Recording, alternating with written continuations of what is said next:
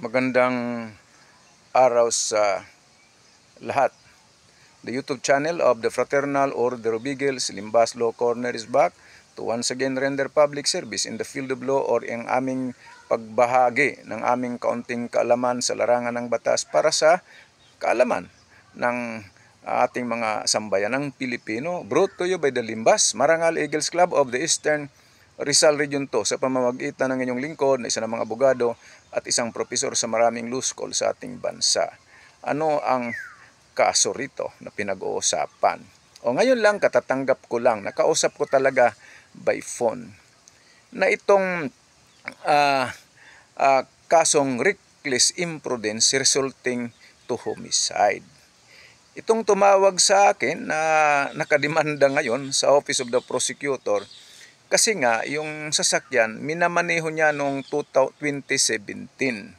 Okay, yung sasakyan nito ay ang pasahero, siyempre itong nag-drive, itong babae, at yung isang babae naman na namatay, 73 years old at that time, na siya naman ay isang stepmother. At kasama nitong nagmamaneho yung tatay niya, right? At na-aksidente, namatay itong 73 years old.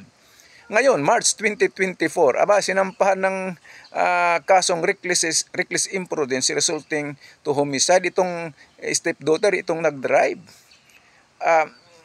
Ano bang ebidensya? Ang ebidensya ng nagrereklamo ay sabi niya doon sa salaysay na pinipilit daw minamaneho na itong respondent ngayon, itong nag-drive ng sasakyan, minamaneho itong ill-fitted na sasakyan. Ill-fitted. So, yun lang ang sinasabi niya, ill-fitted. Well, mga kababayan, the determination of probable cause for the purpose of filing an information in court, it cannot be based on speculation. Yung panghuhula lamang. And itong sinasabing ill-fitted, sinasabi niyang ill-fitted, that is a mere conclusions of law. Because the affidavit, the complaint affidavit, should state what? Should state the facts, ultimate facts of the controversy. Right? Yun lang. Yun lang yung katibayan. Mga sambayan ng Pilipino, pag nagreklamo kayo, tulad nito, criminal case sa Office of the Prosecutor, tsakin ninyo na merong talagang ebidensya, merong facts, ultimate facts, hindi yung panghuhula or speculation lamang para makamtan ninyo yung sinasabi nyong hostisya. Alright, maraming salamat.